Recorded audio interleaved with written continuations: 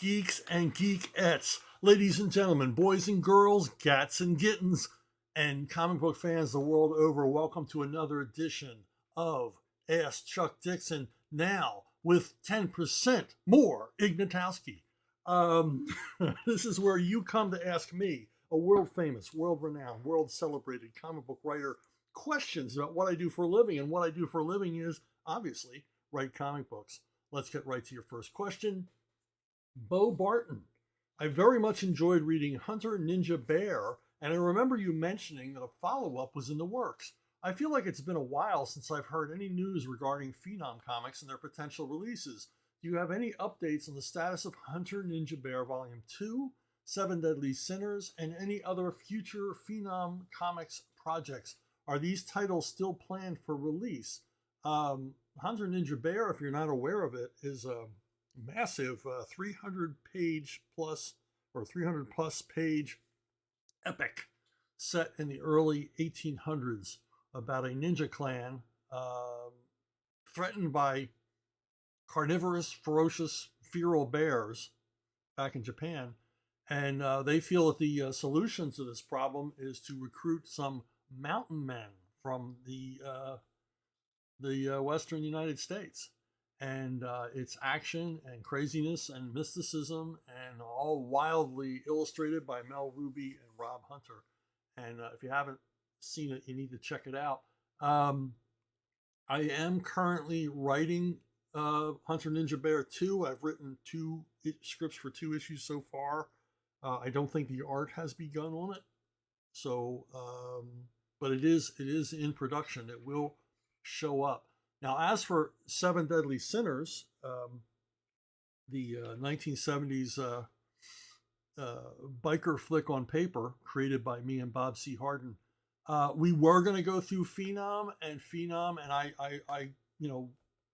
I'm in agreement with them. They felt, due to the subject matter of this book, it wasn't a good fit for them. It wasn't the kind of look that they were going for as a company. It didn't fit their brand.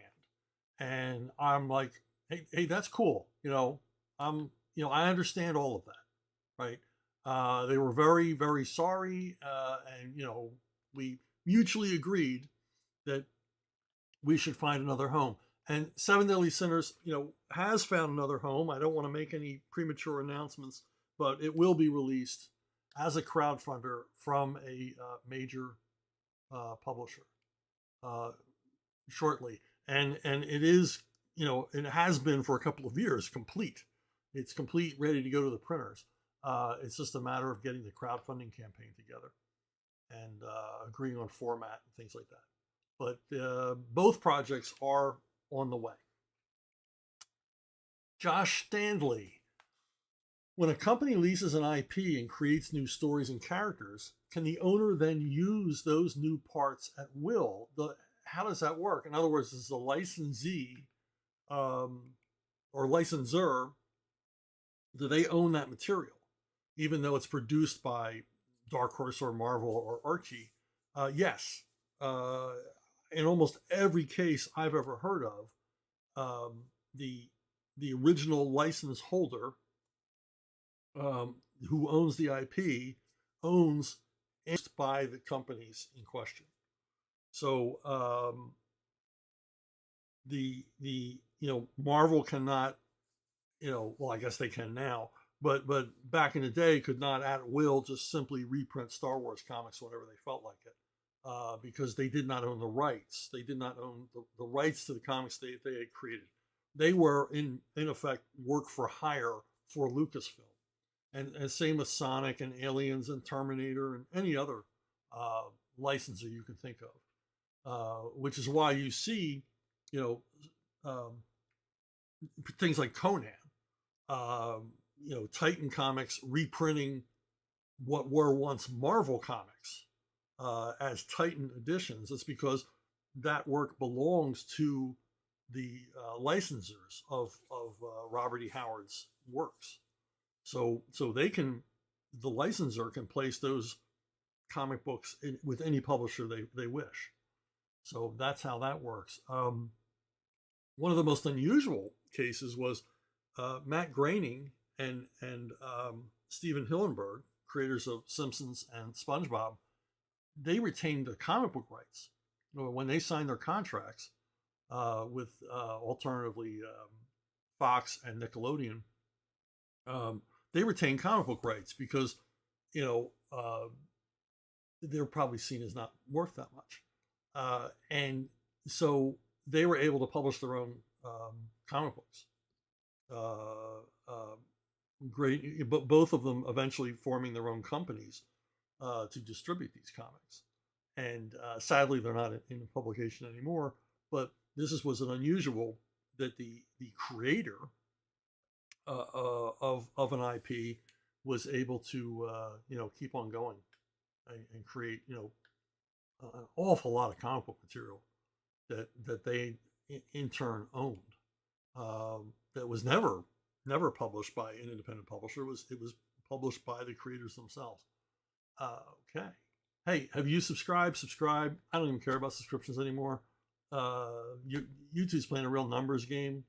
If you've subscribed in the past and check, your subscription is probably not valid anymore. But if you want to subscribe, or you can go over to Subscribestar, Chuck Dixon, and you won't get kicked off of that subscription list because I control it. I'll put a link down below. Joshua Ignatowski, what a surprise. Do you have any thoughts on how the Spider-Man 2 film succeeded where so many other Hollywood sequel films have failed story-wise? Well, they did the simple thing that you need to do with a sequel is don't remake the first movie. The tendency in making sequels is, well, they liked it, they liked the first one, so let's not change anything and just do the same thing over again. Just sort of move the sets around and throw in a few extra actors. What they did was, for what you need for the success of sequel is stop thinking about the character and come up with a story, a really good story, and put the character in it. Now, of course, in a sequel, you're going to explore the character a bit more and everything else, but we pretty much knew everything we needed to know about Peter Parker. So they bring in what you always bring in a comic book sequel. You bring in a new villain, which, what are subsequent comic book issues in a series but sequels to the first issue? No problem. Superhero movie, bring in a new villain. They bring in Alfred Molina to play Dr. Octopus, and it's magic. It's fantastic.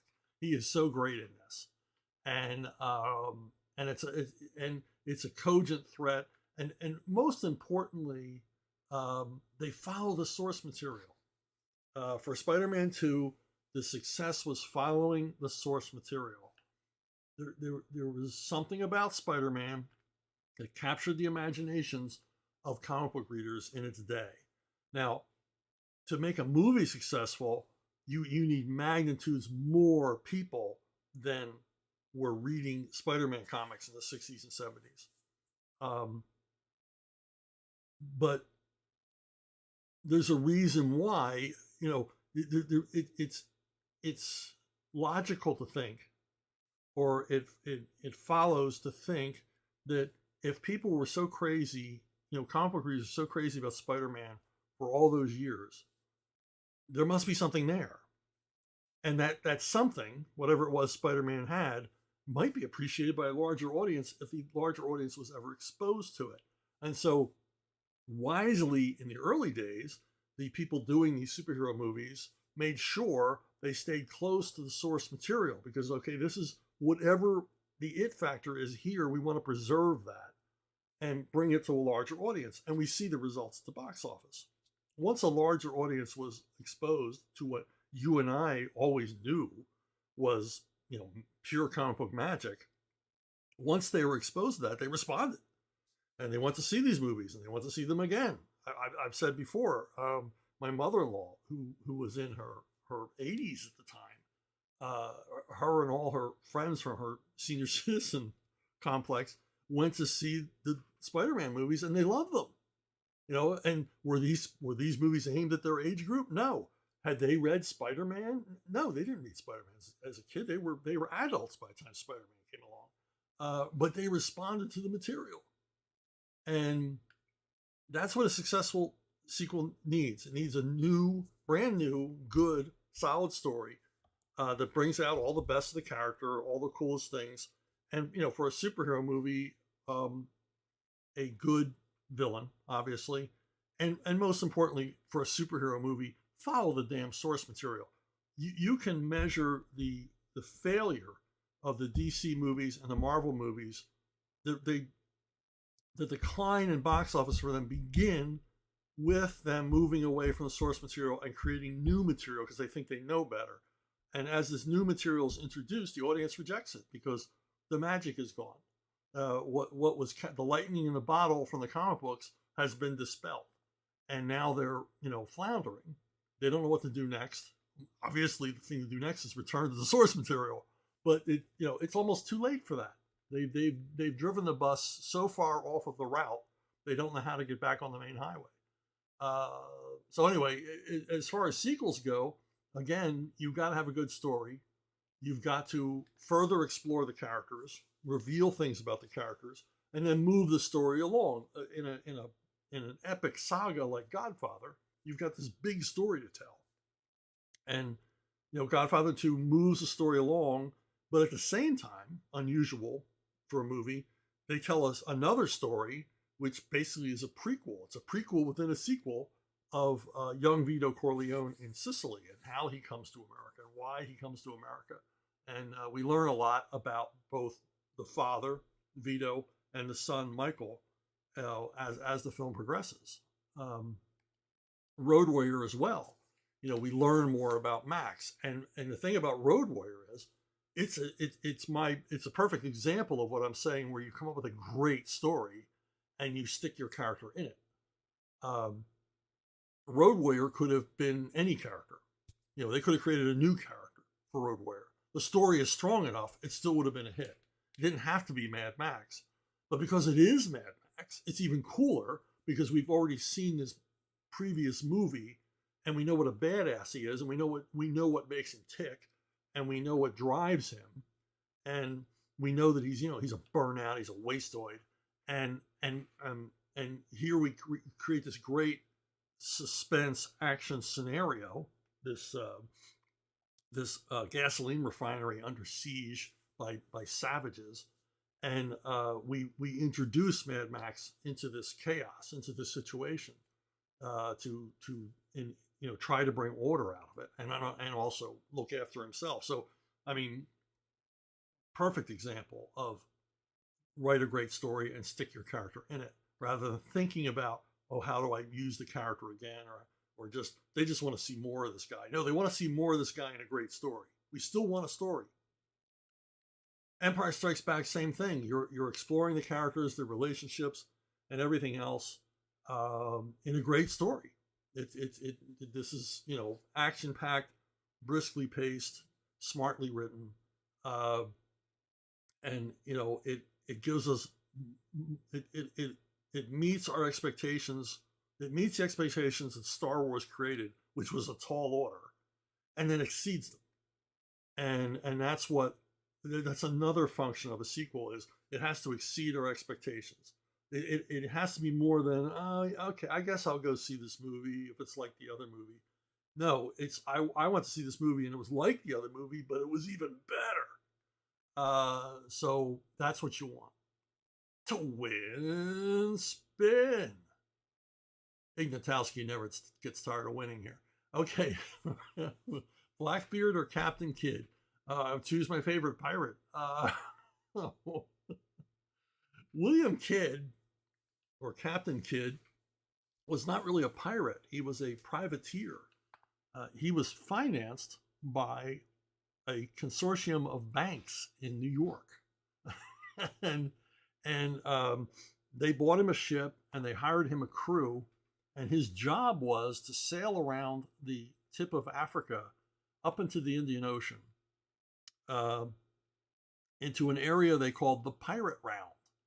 And it was a ripe hunting ground for pirates back in the day, because the Mughals, the Muslim Mughals who ruled India, would go to the Hajj in Mecca each year, and they would sail there from India to Yemen. And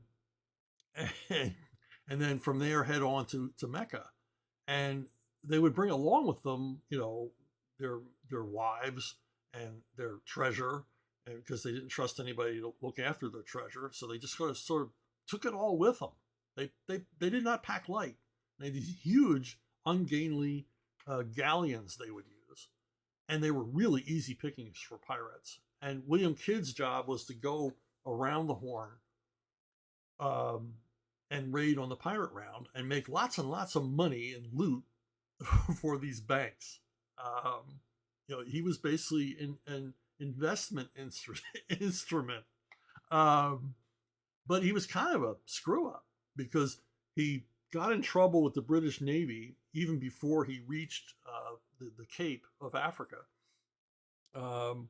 And he had them pursuing him for a while, and it really delayed his trip. And when he got into the Indian Ocean, he pretty much failed to meet what his employers expected of him. He failed at his job.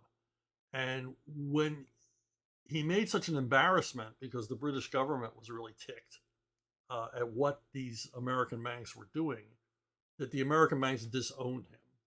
And when he returned to New York, he was tried for piracy and hung. He was hung by the very men who, and condemned by the very men who had hired him to be a pirate. Blackbeard, or Edward Teach, on the other hand, was hugely successful pirate. He had a fearsome reputation, but apparently wasn't, you know, underneath it all, wasn't that bad a guy. He treated his prisoners with a degree of honor. He would kidnap people, but he would always make good on the deal. He would return them for ransom. He would take prisoners and treat them fine, and then release them. So he had this really fearsome, horrifying reputation, which would make, the ships he plundered surrender to him immediately. If you knew it was Blackbeard, you drew down your flag and surrendered, and let him loot the hell out of your ship. He kept an iron hand over his crew, but he was beloved by his crew because he was a winning pirate. And he wasn't a pirate who simply sailed one ship around. He had a fleet of pirate ships. He was pretty much a pirate admiral. And he had his own secure base of operations, I believe in Tortuga. And, enormously successful as a pirate. The Elon Musk of pirates, whereas William Kidd, not so successful. So I'm going to go with Blackbeard. And also legend has it, and I don't think this is really true, but it's inspiring. Legend has it that if Blackbeard was taking a larger ship than his own, he would set fire to his own ship to inspire his crew to take the other ship, because they would not have a home to come back to because he had set fire to his own boat. But it turns out, upon research, that's apocryphal, but I still love that story. Triple spin. Ignatowski is back with, do you have a favorite Tim Allen film? That's rather specific, but I'm going to vote for the one that almost all of you are going to vote for, Galaxy Quest. It's a terrific Star Trek parody. It's also a terrific farcical comedy with an absolutely amazing cast. I mean, Tony Shalhoub, Jonathan Pryce, Sigourney Weaver, Sam Rockwell. I mean, it just doesn't get better than that. And it's oddly, it's beloved by people who've watched it, but it wasn't successful at the box office. I'm sure it's made its money over time in constant reruns on streaming and cable services. But, and the role was perfect for Tim Allen. His comic persona as the sort of flawed masculine figure was just a great choice to send up, William Shatner, basically. And nothing against Shatner, but he really got in the groove on this one, and everything about it's great. If you've seen it, you already know what I'm talking about. But I'm gonna split. I got two favorite Tim Allen movies, and this one's less well known, and there's a really good reason for that. It's called Big Trouble, and it's based on a novel by Jay Conley, who for a while had this hot streak in Hollywood of having his novels turned into movies. He wrote the novel that Funny Farm, that Chevy Chase comedy was based on, and Quick Change, the Bill Murray heist comedy. So Big Trouble is farce, big ensemble cast of comic actors that you know well from television and movies. And Tim Allen is sort of a hapless guy living in Miami, and he gets involved with without realizing it, gets involved with this terror plot. So, which is why you may never have heard of this movie, because this movie was due to be released the weekend after September 11th, 2001. So the studio wisely thought, hey, people probably wouldn't think this is real funny, a terror plot movie involving an airplane. They're not gonna think this is very funny, and they pulled it from release, and then released it, like a year and a half later. But the thing is, by that time, they weren't going to spend any more marketing money or anything else. So they just sort of dumped it into home video and cable. So you probably never heard of it, but it's got just about everybody in it. As far as humor, Stanley Tucci, it's just a funny movie. If you ever get a chance to see it, it's good stuff. Brakefield Michael. Chuck, can you talk about the ruthlessness of industry toward creator rights? Also, I'd love to hear any Mark Gruenwald or Jim Shooter stories you can share. I didn't have a lot of contact with Jim Shooter at Marvel because I was working for Larry Hama, which meant I was literally in the back corner at Marvel. Larry had an office at the end of the hallway, and it was sort of his own universe. And he was doing G.I. Joe, and he was doing Savage Tales and Savage sort of Conan, and he wasn't doing any superhero titles. And so Shooter literally had no interest in what Larry Hama was doing. Shooter was all about the MCU.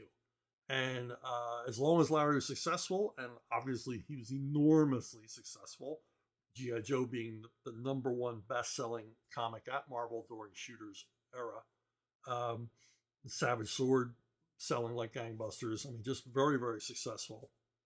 It just sort of left Larry alone to do what he did.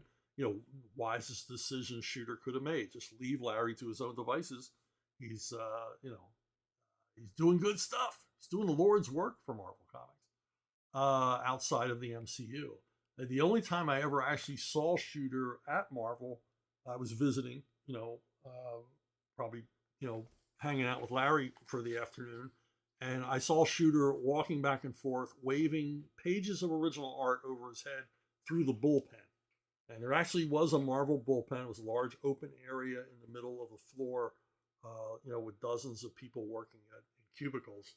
And he was walking back and forth, waving this original artwork, shouting, "This is ugly! This is ugly!" He didn't like the artwork for that issue.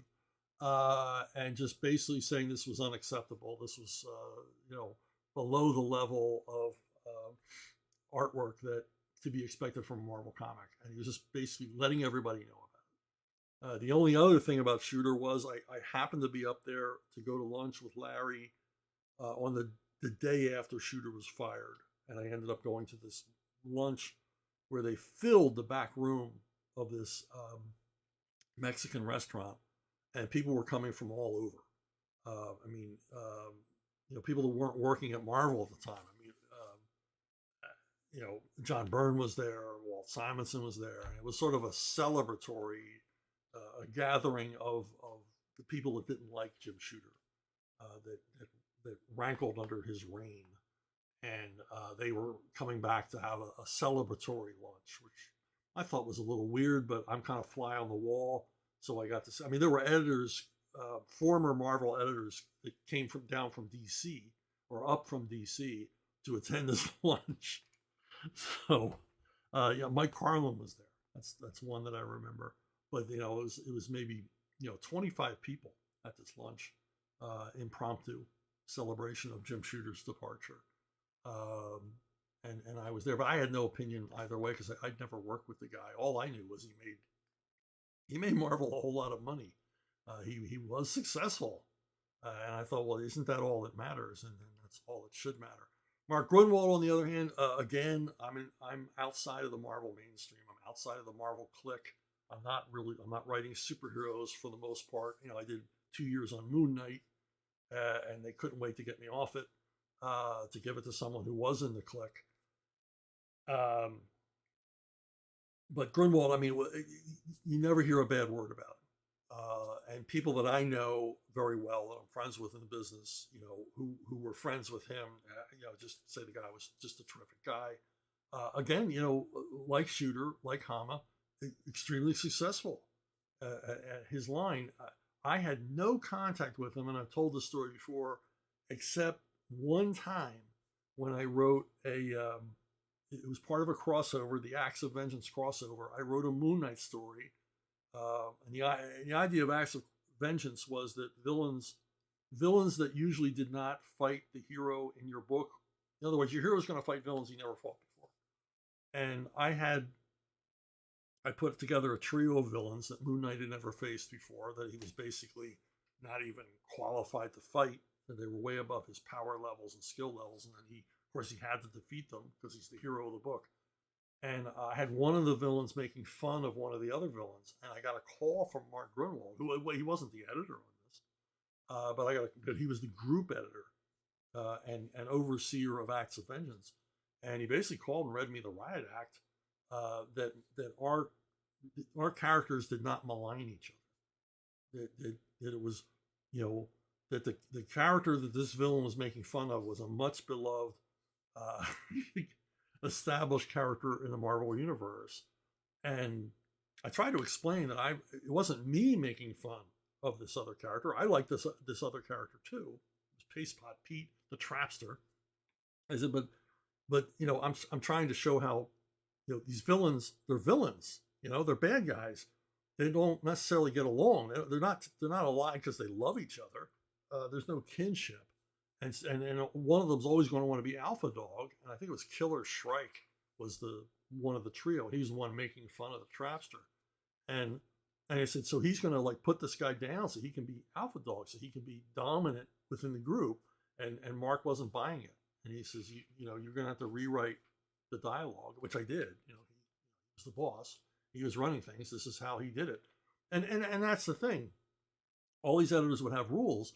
You know, Shooter had a lot of rules, and people railed against him, and they didn't like him because of these rules. But he was making the rules, and consequently, whatever he was doing was selling a lot more comics. I mean, Marvel was profitable for the first time in a long time, and very profitable under his run. So whatever he was doing was you know, working for Marvel, and the same with Grooney.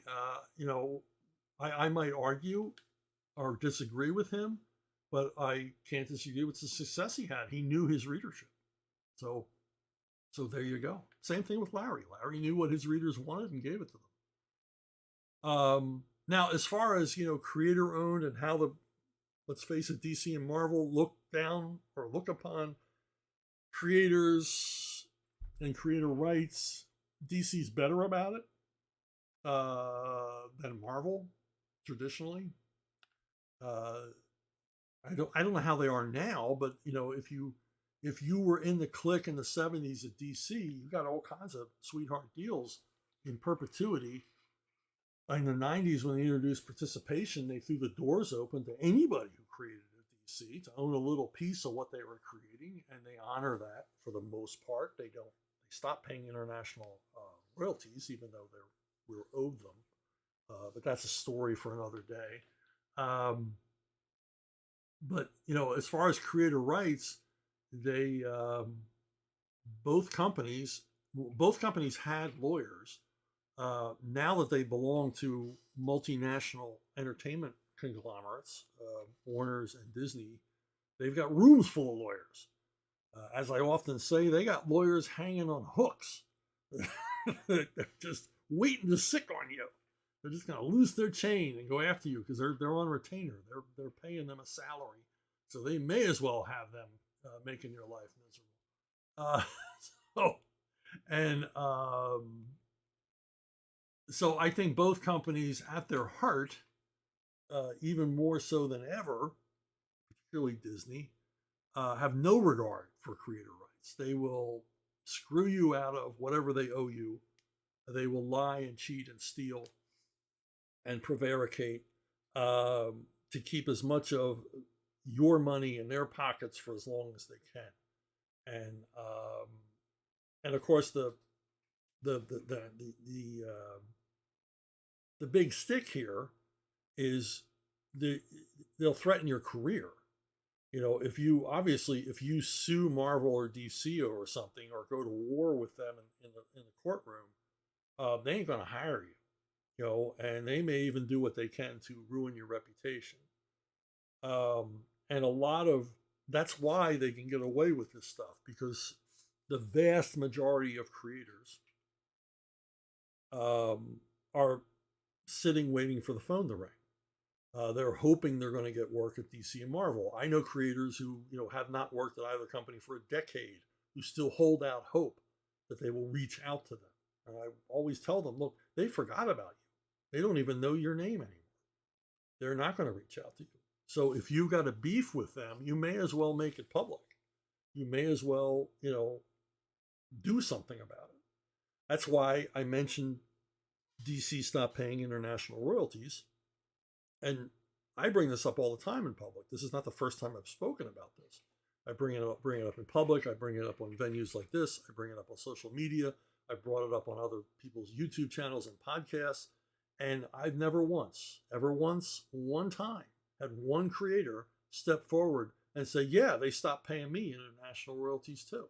And what are we going to do about it? I mean, if enough of us started complaining about this, they would have to start doing it again. And, it's heartbreaking, and I'm not the only one in this boat, but, my work is never out of print in Europe. I have things that just go back to print over and over again in Italy, Germany, Spain, France. And, the numbers are higher than they would be in the United States. So if you're talking like 15 years of royalties that have not been paid, that's a whole lot of money. And I can see why Warner's would want to hold on to it, because when you figure every creator who's owned international royalties, we're talking into the tens of millions of dollars that have not been paid out, that are sitting somewhere. So anyway, yeah, I mean, you got to watch your back and count your silverware when you're dealing with the major publishers. And, this is not so much the case in the indies, although there's a few indies you need to watch out for too. They've got some contracts that, I think were written by Satan. So you got to watch out there too. There's certain things you want in a creator-owned contract. There's certain things you want to look for, and then there's certain alarm bells that need to go off if you see them in a clause on a contract. So there you go. Really nothing has changed. If anything, it's gotten worse at the major publishers. Creeper Weirdo, it's me again, and I got some more questions. I don't think I've ever asked you for your opinion on Calvin and Hobbes, so what do you think of it? Also, do you have any thoughts on Bill Watterson not cashing in on its popularity in the same way Charles Schulz did with Peanuts? Is it because it's meant to be a comic strip? Is a good enough answer. Yeah, I mean, I like Calvin and Hobbes. I mean, just like everybody else at the time when the strip was running, I followed it. I bought the paperback books. I bought the collections. When the complete Calvin and Hobbes hardcover slipcase came out, I bought it and reread them all. And I go back and look at them every now and again. And yeah, it's a classic, instant classic, wonderfully realized. Watterson, enormously talented, and obviously put his life into this strip. I always think he sort of left when he was on top because he's probably just exhausted. But yeah, I mean, I dig it. And, and Watterson, he's a hardliner because, they were lined up around the block, licensors wanting to, make tchotchkes and bumper stickers and t-shirts, and dolls and all the rest of it. And he said no. He did not want, I mean, I specifically remember him saying he did not want an animated show made of Calvin and Hobbes, because then the voices of those actors would be the voices of Calvin and Hobbes in the readers' heads. And he didn't want to replace those voices that the people already had in their heads. He didn't want his creation diluted or changed or modified in any way. And I respect that. But he really is just a super hardliner guy, because I don't know if any of you remember, but, at the height of his popularity, he very publicly went against other strips in the paper. He complained that there were the overall quality of comic strips in the newspaper was poor, and he particularly went against legacy comic strips like Snuffy Smith and Beetle Bailey, strips that had run for decades and decades and decades, and were well past their prime. They were tired and probably should have been canceled. But what he didn't take into consideration is that a lot of those traditional legacy strips they're just so traditional. People were used to seeing them in the newspaper. It was like an unchanging. Everything about the world could change, but you knew you could open your local newspaper and Nancy and Sluggo would be there. And yeah, they weren't as funny as they used to be, but they were there, and you were reading them mostly out of habit, or you were just looking at them and just comforted to know, that High and Lois were still at it in the newspaper. And the thing is that if you've ever read about many, many instances where they tried to cancel newspaper strips, like, okay, who the hell's reading this? Who's reading Winnie Winkle? Let's just cancel it. And the minute they cancel it, the letters come in, the phone calls come in from all the people that they didn't realize were reading this every day. We're buying a newspaper, to read Blondie. And I don't think Watterson took that into account, that newspapers are a business. And also, a lot of those legacy strips have, just, market forces. They don't have as many newspapers anymore. We don't see them as often. And there was room made for new, more innovative comic strips, and nothing really happened there. There was never another Calvin and Hobbes. Pearls Before Swine is not Calvin and Hobbes. So it's just a daily, I Hate Mondays kind of comic strip. Nobody rose up to replace, I can't think of any. Maybe Leo. Leo is a fun strip. And Fuzzy Tales for a while was a fun strip. I got a little weary of it, though. It became repetitive. Anyway, I'm off. Anyway, to answer to quote our president. Well, anyway, I'm going off on a tangent. I'm not forgetting what I'm saying. I'm just sort of reining it in here. Now, Charles Schulz, on the other hand, as popular as Calvin and Hobbes was, it's nothing in comparison to the popularity of Peanuts, in the mid to late 60s into the early 70s. And Charles Schulz, when he was approached, said, yeah. And the thing about it is, think about it, Watterson was getting licensing offers almost immediately. His strip went from being in like a few dozen papers to being in like 1,200 papers in a year. And so he was getting at the very early days, getting offers for licensing. Peanuts had been around for a while. Peanuts had been around, over 10 years before the public really started paying attention to it. And licensing deals and animation deals and TV specials and things like that began to be offered to Schulz. So Schulz was probably thinking, well, I've got all this time in, I've got all this material in, as long as I oversee everything, which he did. He oversaw everything. If you did greeting cards or sweatshirts with his characters on them, he oversaw them. and you couldn't use any artwork that wasn't his. And if you didn't use existing artwork, you would have to commission him to do new artwork specific to whatever it was you were doing. And it all had to be done by him, nobody else, no assistants, no one else. And got to respect that too. He maintained control. And you can't argue with his success. Did he make the right decision for himself and his family? I think he did. Did Wooderson make the right decision for himself and his ethical profile? Yeah, he did. They both made the right decisions. But Schulz, I don't know if any of you realize how enormously popular he was. There was a year where he had the number one TV show, obviously the number one comic strip, the number one bestseller, the number one Broadway show, all at the same time.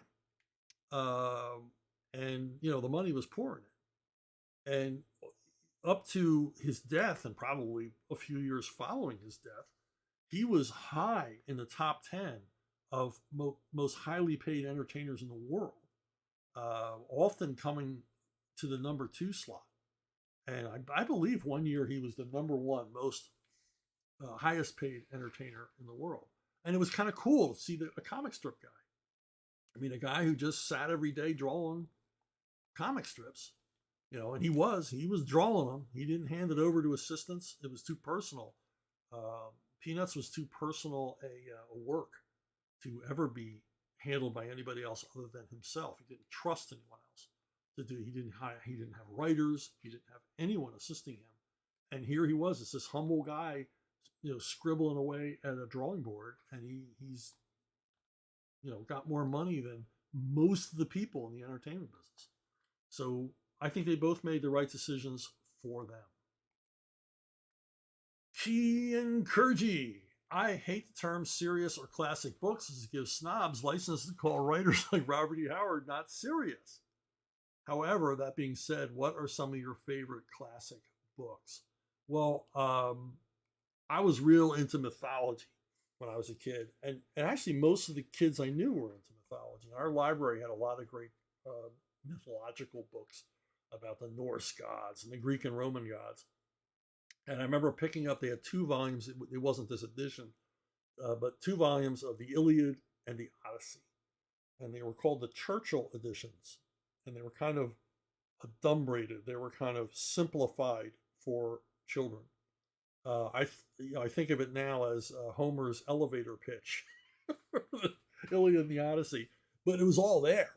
And it was not, it was simplified to a degree, but it wasn't Baudelarized. They didn't take, the battle between Hector and Achilles in the Iliad is every bit as bloody in this children's version, or at least in my head it was.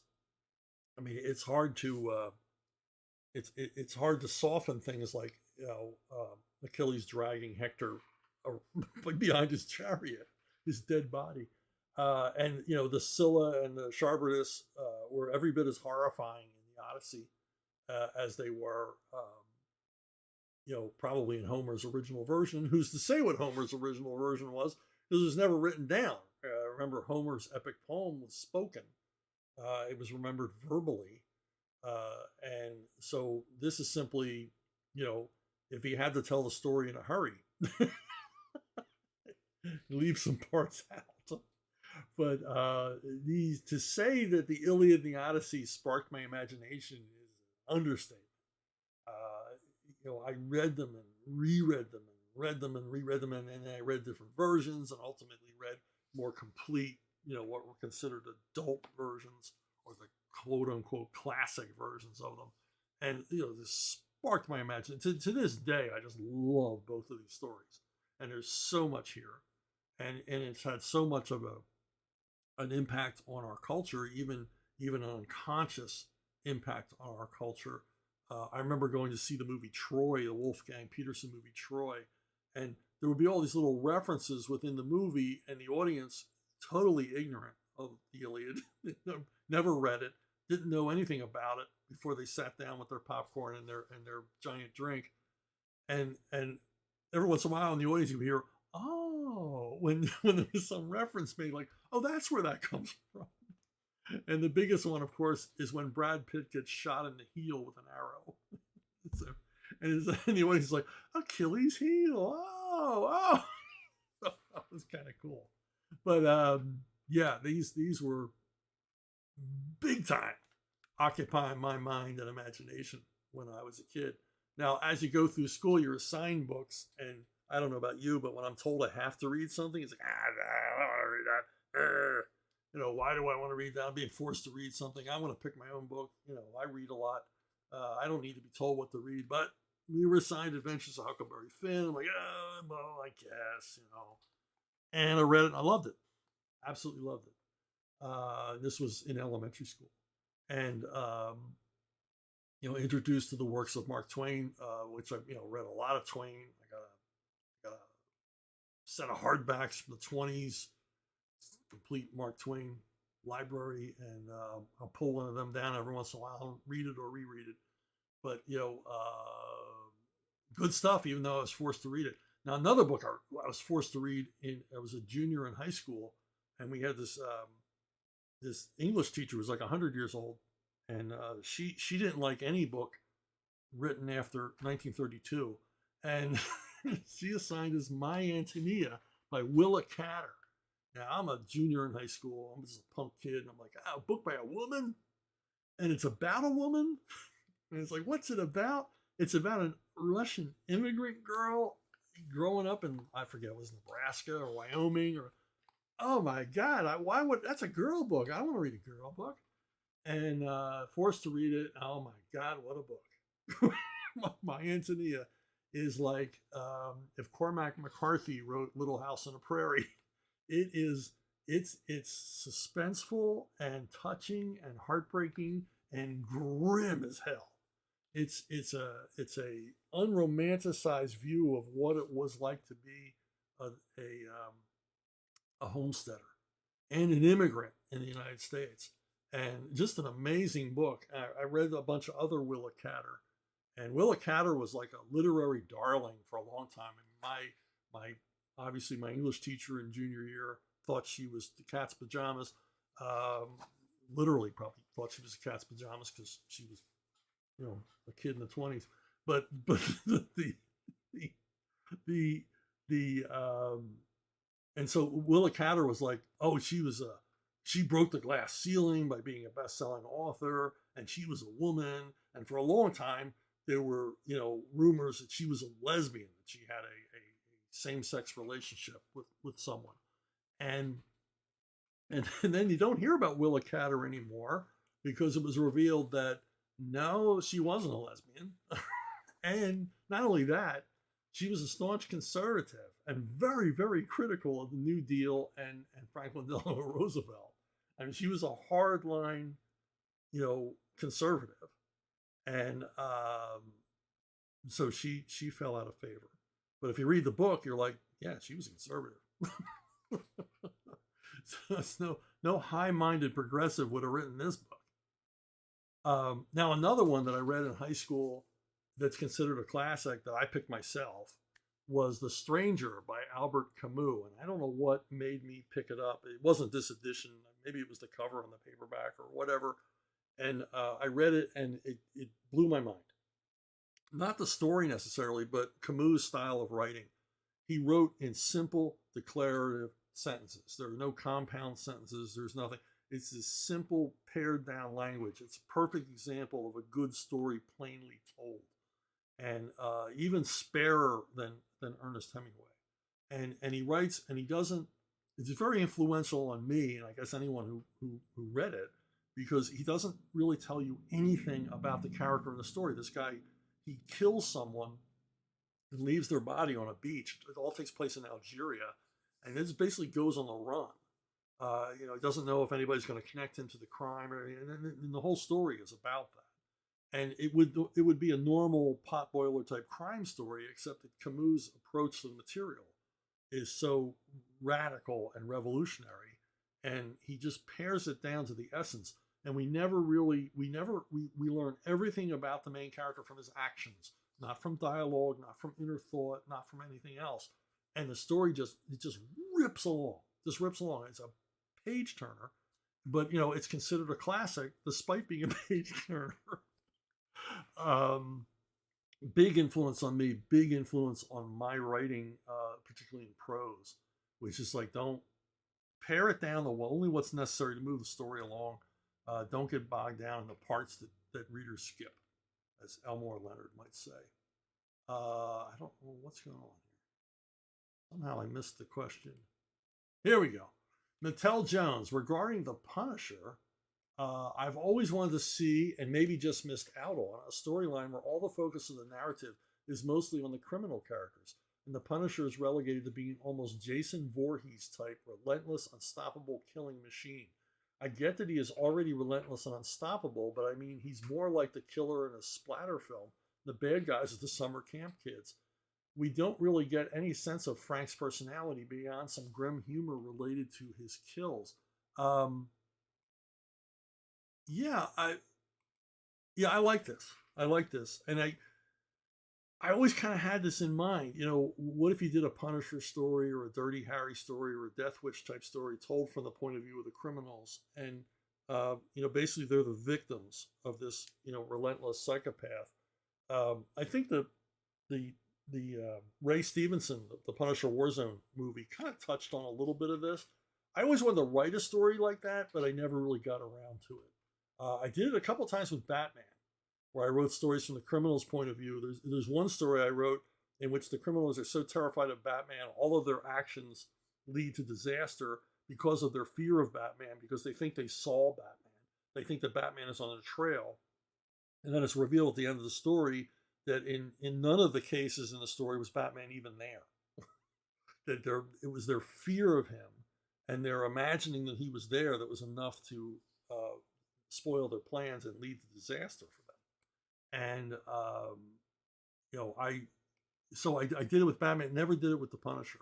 I've done it a little bit with Levon Cade. I think there's some elements of that in Levon's Night, where these really, really badass, nasty, sadistic criminals, one by one, fall victim to Levon Cade, and in some cases it's told from their point of view. So I love that kind of story. I love the one of my favorite kind of stories is the "you don't know who you're messing with" story, and you know, this kind of fits into that.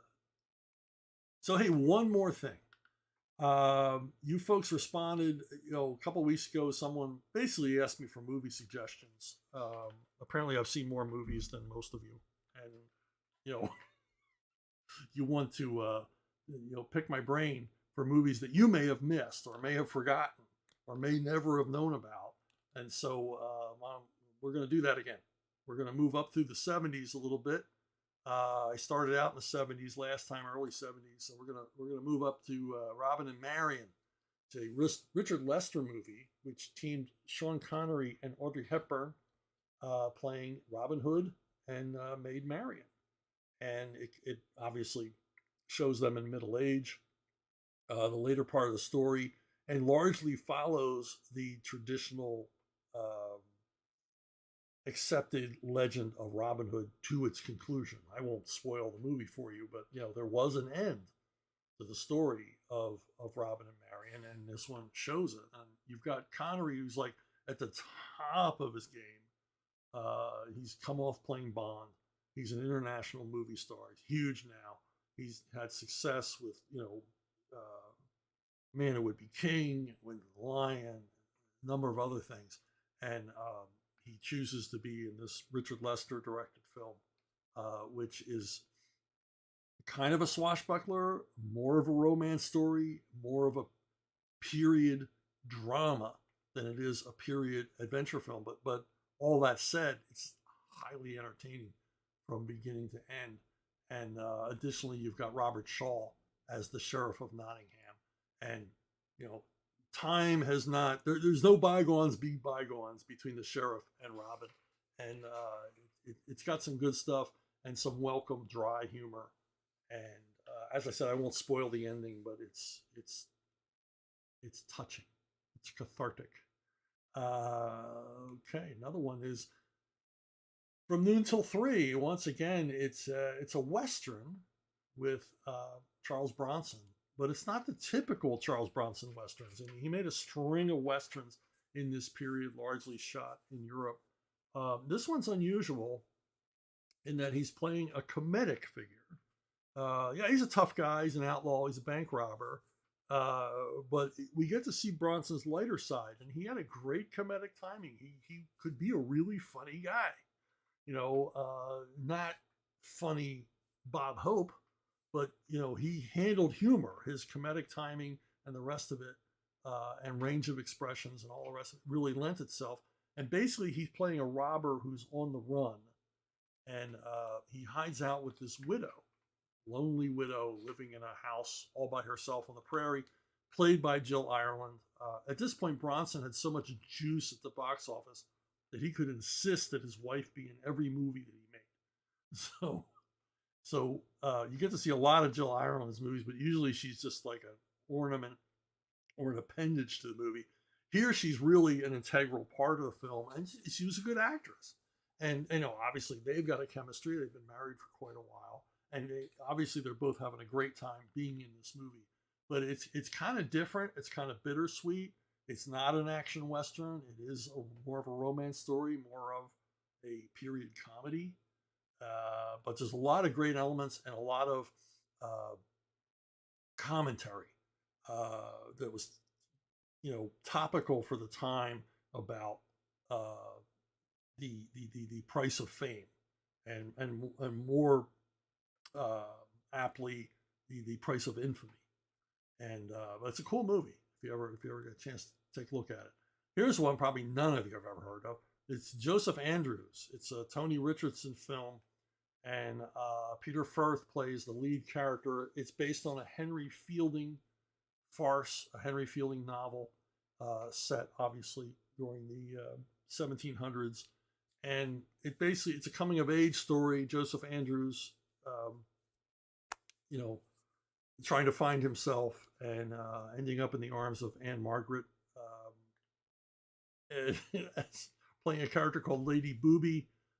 Fielding's was anything but subtle, and it's a really fun story. It's fast paced. I think it runs under 90 minutes, and it's got everything. It's got everything a farce should have: mistaken identities, and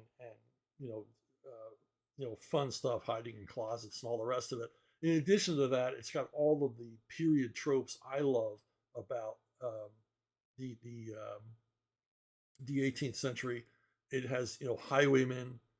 There's a sword fight in a castle that belongs to a guy who makes his money robbing graves. He's a titled lord who robs graves, and there's just a lot of cool stuff in it, and some real laughs and some terrific dry British humor. So it's worth looking up. I don't know where the hell you would find it, seriously. Now, another one, Semi-Tough. Maybe a lot of you have seen this. This one's pretty readily available. I think it's on Amazon Prime currently. It's a football comedy based on a novel. And it's a Burt Reynolds vehicle for the most part. Burt Reynolds and Chris Christopherson play NFL players from Texas, or in Texas.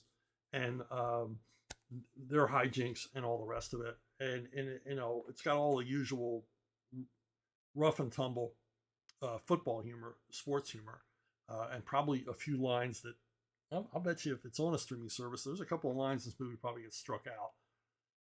But at the heart of it, it's a comment on finding yourself, of trying to fill the empty void. And this is told through the vehicle of a love triangle. Joe Clayburgh is the daughter of the owner of their football team. And Burt Reynolds is really smitten with her, but she likes Chris Christopherson. And so Chris Christopherson and Joe Clayburgh are a couple. Burt Reynolds is like, I can't take my buddy's girl away, but boy, I really like her. And I wish she would change her mind and come over to me. And he does all kinds of things to improve himself, to make him, in her eyes, a more interesting, well-rounded person. Of course, it's all phony baloney. He's just pretending to do these things, or pretending to be interested in these self-improvement gimmicks to get her to pay attention to him and enter into a relationship with him. but there's a lot of really funny scenes making fun of things like est and self-improvement fads that were huge at the time. And it's really worth seeing. It's, you know, for me, it's a timeless classic comedy that has something on its mind. I think Michael Ritchie directed it. So, you know, Michael Ritchie, you know you're going to get an intelligent film. And a lot of fun if you've never seen it. You need, you know, this and North Dallas 40, I think, are the best. Well, Any Given Sunday, I'll throw that into, are the best movies ever made about football. So that's it for this week. I gave you some movies to watch, so you have some homework. And tried to warn you about the dangers of working for the big publishers. You know, watch your back, count your silverware. And so that's it for this week. Thank you for subscribing, liking, watching, listening. Tell your friends about it, and I'll see you all down the road.